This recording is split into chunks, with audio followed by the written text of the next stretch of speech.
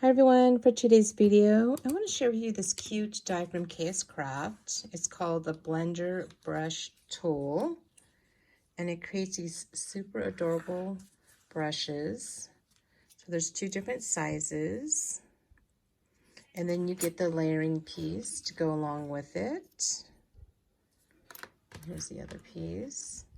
So I made some cute embellishments.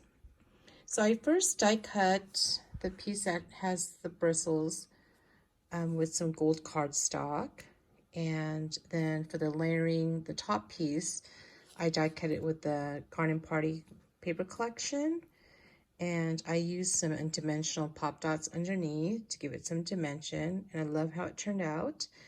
Then I used the coordinating puffy stickers, and I thought they were so adorable. These are such cute embellishments that you can gift someone with, and they're so fun to make.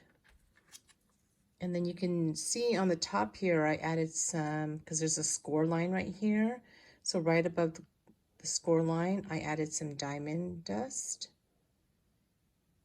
to give it a little shimmer there. Here you can see it on the top.